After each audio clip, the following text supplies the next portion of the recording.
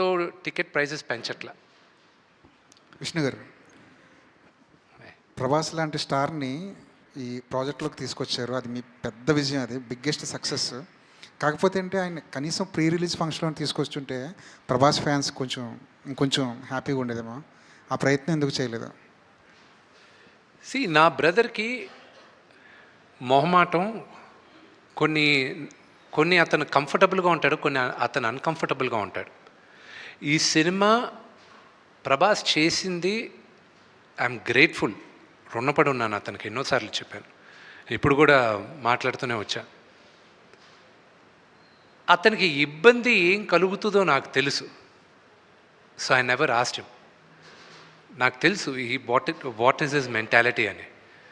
నేను అడగట్లేదు, నేను గుర్తుపెట్టుకో అని చెప్పాను. నేను ఒక్క దగ్గర మాత్రం అతను వీడియో బయట పంపిస్తానని ఆయన చెప్పినప్పటికీను ఆయనకి కొంచెం లాస్ట్ మినిట్లో ఆయనకు కొంచెం వేరే కారణాల వల్ల మేము వీడియో బయట తీసుకోలే. That was because he wasn't feeling too good also. You know ఈ షూటింగ్ కూడా అప్పుడు ఆ రోజు క్యాన్సిల్ అయింది.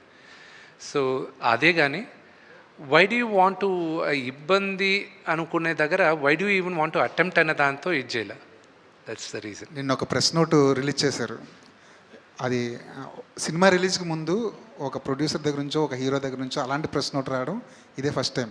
అది ట్రోలర్స్కి మాత్రమే సంబంధించిందా, లేదంటే రివ్యూలు చెప్పే వాళ్ళకి కూడా అది ఒక వార్నింగ్లో అనుకోవాలా? I'm not in a space, warning ఇచ్చే స్పేస్లో నేను లేను. నా సినిమా ప్రతి ఒక్కరూ చూడాలి, 100కి 100 మందికి నచ్చుతుందని ఆశిస్తున్నాను. కానీ నచ్చుతుందా అనేది question mark. But I'm sure majority of దెమ్కి నచ్చుతుంది. ఆ నోటీస్ ఇవ్వడం ఎందుకంటే టు ప్రొటెక్ట్ క్రియేటివ్ ఇంటిగ్రిటీ. ఇప్పుడు మీరందరూ సీజన్ జర్నలిస్ట్, మీకు తెలుసు మీరు సినిమాని ఎలా సినిమాగా చూడాలి, ప్రొటెక్ట్ చేయాలని. ఒక చిన్న ఉదాహరణ చెప్తాను. నిన్న ఇది ఫస్ట్ టైం నేను ఈ సినిమా ఇలాగా అన్ని భాషల్లోనూ రిలీజ్ చేయడం, అందరి దగ్గరికి వెళ్ళి చూడడం. ఒక్కొక్క రాష్ట్రంలో ఒక్కొక్క రూల్స్ ఉన్నాయి. ఫర్ ఎగ్జాంపుల్ తమిళనాడులో ఓన్లీ మీడియా వాళ్ళందరూ వాళ్ళొక స్లాట్లు ఉన్నాయి, రోజుకి 2 సార్లే, ఈ స్లాట్ దాటి లేదు, ముందే బుక్ చేసుకోవాలి, అప్పుడే మీడియా వాళ్ళు వస్తారు, లేకపోతే రారు. They have the rules, we have to respect. ఆ ఊరికి తగ్గట్టు చేయాలి.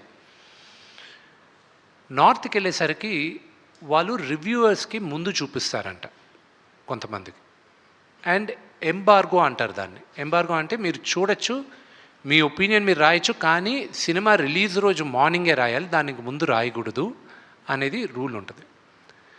నిన్న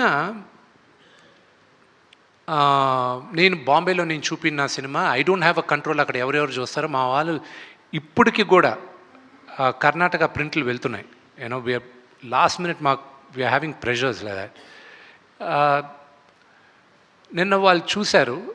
నాకేంటి ఆతృత ఏంటంటే వీళ్ళు సినిమా చూసేశారు, how will you know this the first time outsiders Kannappa అంటే ఏంటో తెలియక ఏమీ తెలియని వాళ్ళు మొదటిసారి చూశారు. మన చరిత్ర కూడా తెలియని వాళ్ళు చూశారు.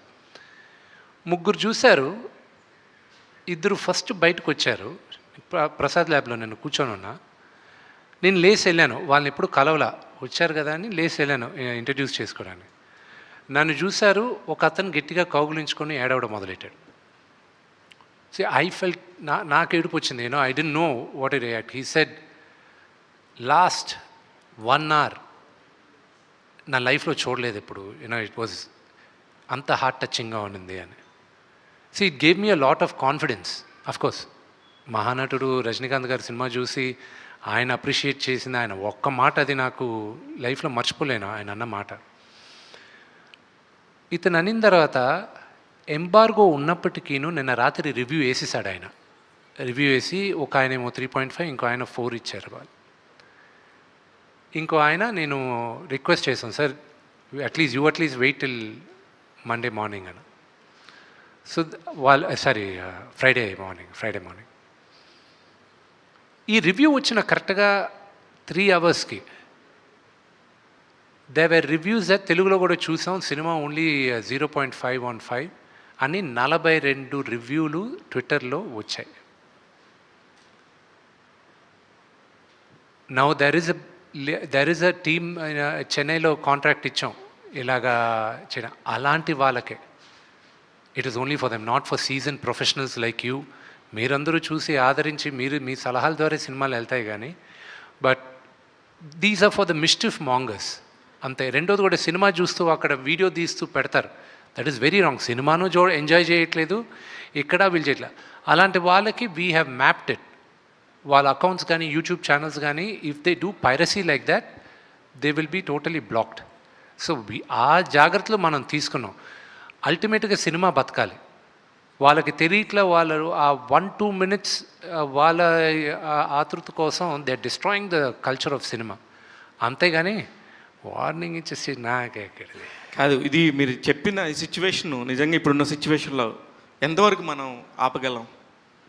అది మీ చేతుల్లో ఉందండి, అది మీడియా చేతుల్లో ఉంది. ఐఎమ్ యాంటిసిపేటింగ్ రేపు మార్నింగ్ ఏం జరగబోతుందో. ఒక పాపులర్ థియేటర్ బయట కూడా మాకు ముందే ఇన్ఫర్మేషన్ వచ్చేది, ఇలాగొచ్చి అక్కడ గొడవ చేయబోతున్నాం, ఇది XYZ అని. ఇలా